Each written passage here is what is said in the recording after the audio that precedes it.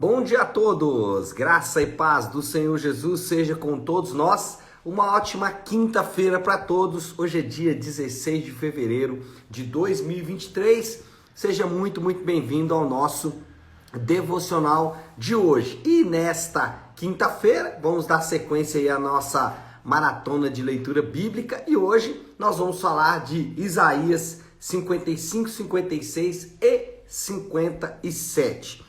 Quero já dizer que são, mais uma vez, capítulos recheados, né? E muito bem recheados, de passagens assim, absolutamente fantásticas, né? Nós ficamos impressionados, eu fiquei impressionado ao ler, mais uma vez, esse texto, já li algumas vezes, mas dessa vez, de uma maneira, assim, absolutamente impressionante, como essa palavra é rica, né? Os capítulos aqui, desde os 52 aí de Isaías e agora, né, nesses também que a gente tá lendo, como eles são ricos e principalmente como eles fazem menção a Jesus. E inclusive o texto que vamos ler hoje vai falar exatamente disso. Por quê? Só para lembrar, ontem falamos aqui de Isaías 53 e 54, mas especialmente 53, quando o profeta, ele basicamente relata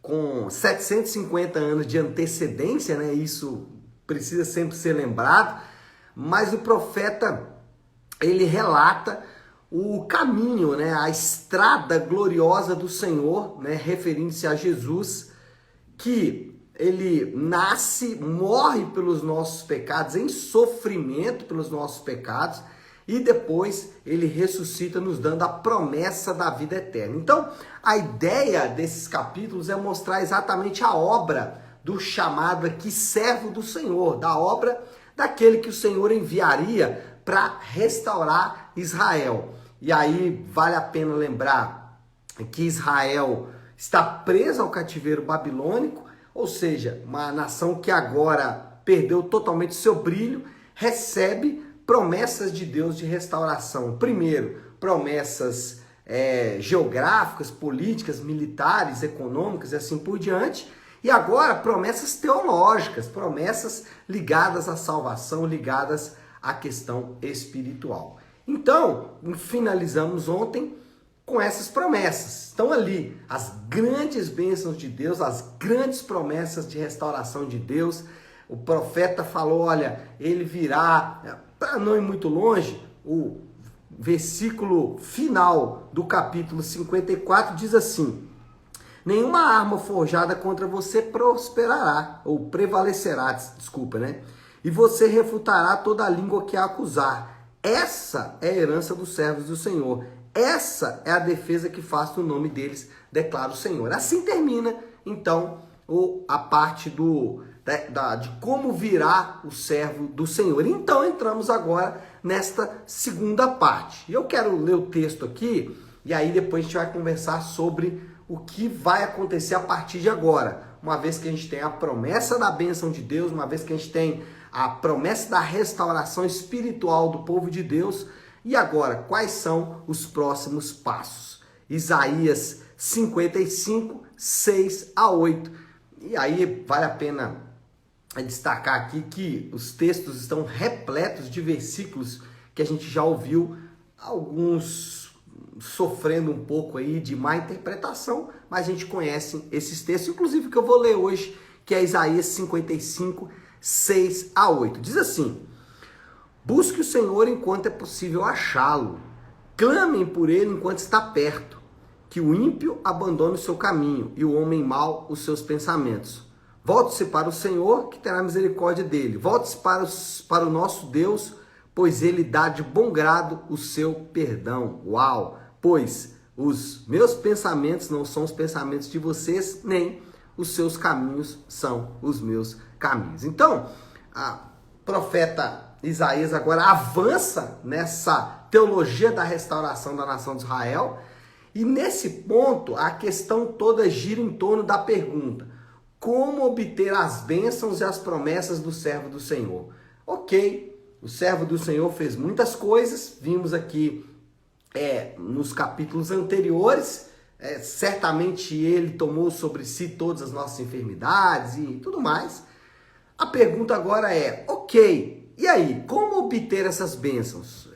Como essas bênçãos virão sobre nós? Como essas bênçãos virão sobre o povo de Deus? Era a pergunta dos judeus, era a pergunta dos israelitas ali, e é a nossa mesma pergunta, ok? Eu creio no evangelho, eu escuto o evangelho com frequência, eu vejo você, eu vejo outros pastores, eu escuto, enfim, de diversas maneiras o evangelho, mas o próximo passo, o que eu posso fazer? Bom, primeira coisa, o texto vai dizer que devemos buscar avidamente, devemos buscar com fervor, devemos buscar com aguerrida, com fé, com raça, né, com garra, o Senhor. O texto destaca isso no versículo 6, dizendo, busque o Senhor enquanto se pode achar, né? Clamem por Ele enquanto Ele está perto.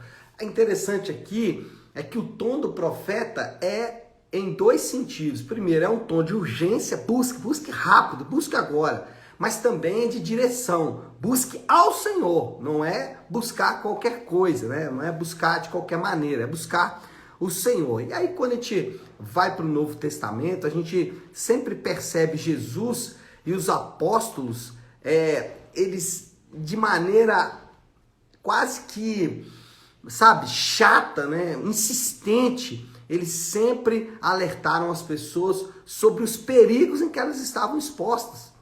Os apóstolos, em todo o tempo, dizendo para as pessoas, olha, vocês estão expostos a um grande perigo, vocês estão expostos a algo que de fato é importante para a sua vida. O que está em jogo, ou na mensagem de Jesus dos apóstolos, que estava em jogo é a vida eterna ou da nação eterna. E nós também estamos hoje diante da mesma urgência. Para mim e para você, a urgência é a mesma. Estamos expostos a um grande perigo. Estamos expostos aqui a algo que pode nos levar para a danação eterna. E a mensagem é clara: busque o Senhor enquanto se pode achar. Existe no tom do profeta um chamado muito forte. E eu quero dizer para você, que está me assistindo aqui nessa manhã, eu falo para mim mesmo que o tempo é agora e o lugar é no Senhor, é na palavra de Deus. Então, existe uma urgência que você não pode mais ignorar. Você não pode deixar para amanhã. Você precisa dar os próximos passos agora. Você não pode mais procrastinar. Você não pode deixar isso para daqui a pouco. Você não pode falar, vai ser depois do almoço, vai ser daqui 1 hora. Não, é agora. O momento é esse. É esse o exato momento. E a pessoa certa é o Senhor. Não há como mais adiarmos a decisão de buscar o Senhor. Se fizermos isso, nós correremos um grande e perigoso risco. Isso o profeta falou há 750 anos antes de Cristo. Isso Jesus e os apóstolos falaram há 2023 anos atrás aproximadamente. E essa mensagem continua muito forte ao nosso coração. Busca ao Senhor enquanto se pode achar. Mas não só isso. O profeta avança um pouco e diz que eles devem fazer alguma coisa além de buscar ao Senhor. Abandonar comportamento e atitudes ímpias. Olha o versículo 7. Que o ímpio abandone o seu caminho e o homem mau seus pensamentos. Volte-se para o Senhor, que terá misericórdia dele. Uau, isso aqui é lindo, ó. Volte-se para o nosso Deus, pois ele dá de bom grado o seu perdão. Isso é fantástico, isso é absolutamente incrível, essa palavra que veio até o nosso coração. Então, o que os israelitas precisavam fazer ali? Eles precisavam deixar práticas pecaminosas, né? O chamado é busque o Senhor e deixe as suas práticas pecaminosas. No caso dos israelitas, essas práticas envolviam culto a divindades pagãs, imoralidade sexual e ganância. Parece todos os ingredientes aí de uma festa bem conhecida no nosso país que acontecerá no próximo final de semana, né? Culto a divindades pagãs, imoralidade sexual e ganância. Era o pecado de Israel, é o nosso pecado, continua aí, continuamos tendo que lidar com essas coisas, lamentavelmente. É interessante que, assim como o profeta instou, assim como o profeta insistiu com os israelitas para uma mudança de atitude, para uma mudança de comportamento, de conduta, Jesus não fez diferente. Jesus, quando chamou pessoas ao reino, ele chamou essas pessoas e convocou essas pessoas para mudança de atitude. Eu poderia citar aqui N exemplos, mas eu vou falar dos mais conhecidos. O jovem rico, que veio conversar com Jesus buscando salvação. E, óbvio, encontrou essa salvação, mas também encontrou um chamado à mudança de atitude, um chamado à mudança de comportamento. Então, o jovem rico deveria ter um outro comportamento. Zaqueu, a mesma coisa, deveria ter um outro comportamento. Nicodemos e outros mais, os próprios apóstolos, todos que vieram a Jesus, eles não poderiam continuar com os mesmos comportamentos. E aí, volto a dizer, poderia citar N exemplos aqui e a gente ficaria falando horas e horas e chegaríamos no mesmo ponto. Não há como obter as grandes bênçãos de Deus a parte da conversão. Se não houver mudança de comportamento, se não houver mudança de atitude, isso é sinal claro de que não há conversão. É óbvio que a conversão ela é um trabalho do Espírito Santo, porque nós não podemos fazer por nós mesmos, mas o ponto é dizer que a mudança de comportamento é exigida. Ninguém é tão bom que não possa melhorar, e ninguém também é tão ruim que não possa sofrer aí com as mudanças do Senhor. Então, se você está me ouvindo nessa manhã e você fala assim, mas você não conhece os meus pecados, você não sabe como é difícil mudar os meus comportamentos. Eu sei sim, até porque eu também os tenho. Por isso dependemos da graça de Deus. Não há ninguém que seja tão quebrado que o Senhor não possa consertar. Então, clame ao Senhor, peça ajuda ao Senhor. Fale, Senhor, eu preciso de ajuda para mudar essa área da minha vida. E não há ninguém que possa dizer assim, eu sou ótimo, está tudo ok, não preciso do Senhor. Todos nós precisamos de uma mudança de comportamento. Então, não existe bênção à parte da conversão. E o terceiro maneira de obter as grandes bênçãos prometidas pelo Senhor, no caso aqui, as bênçãos do servo do Senhor, no caso de Isaías, é abandonar a mente carnal e crer nos planos de Deus.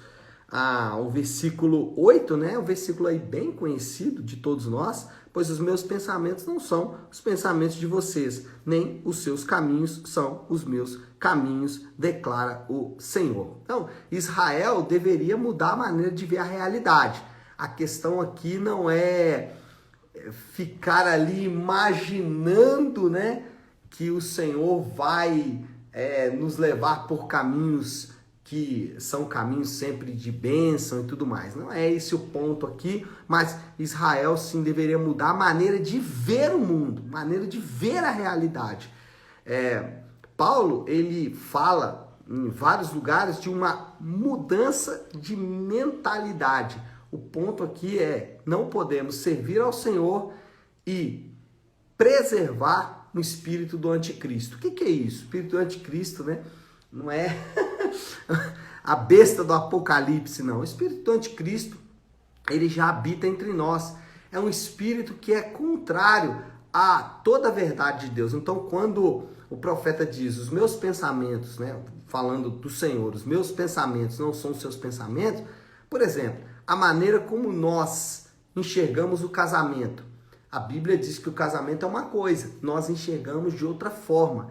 E se não mudarmos a maneira de enxergar o casamento, vamos continuar achando que divórcio é normal, que adultério é normal, que pornografia é normal. Eu estou dando exemplo do casamento, mas poderia citar aqui a relação do dinheiro. Se a Bíblia tem um pensamento, para usar o termo do profeta aqui, a Bíblia tem um pensamento, Deus tem um pensamento em relação ao dinheiro. O mundo tem outro pensamento em relação ao dinheiro. Se nós continuarmos achando que o dinheiro é a solução para a nossa vida e que se tivermos muito dinheiro todos os nossos problemas serão resolvidos, certamente vamos manter um espírito do anticristo.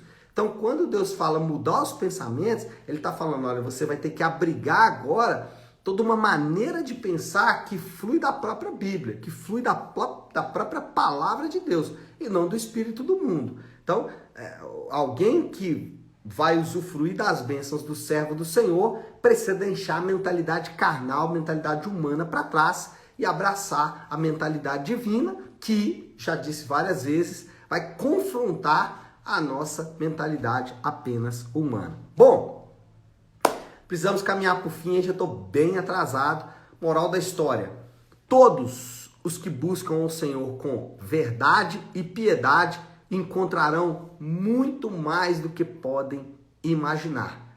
A salvação é apenas o início da jornada da vida eterna. E o desafio do Léo, depois dessa conclusão aí, a aplicação que proponho é simples, já que o tema do devocional é busquem, então a aplicação vai nesse sentido, busque.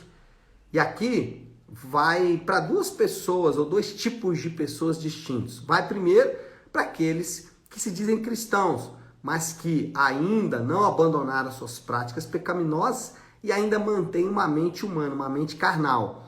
Busque o Senhor. Você precisa, eu preciso, como alguém que se diz cristão, eu preciso de uma nova mentalidade, eu preciso também abandonar as minhas práticas pecaminosas. E você que ainda está iniciando a sua jornada, você precisa dar os próximos passos, você precisa avançar. Então busque o Senhor, busque cada vez mais arrependimento e fé arrependimento dos seus pecados e fé no Senhor, porque assim você vai alcançar as grandes bênçãos do Senhor, tá certo?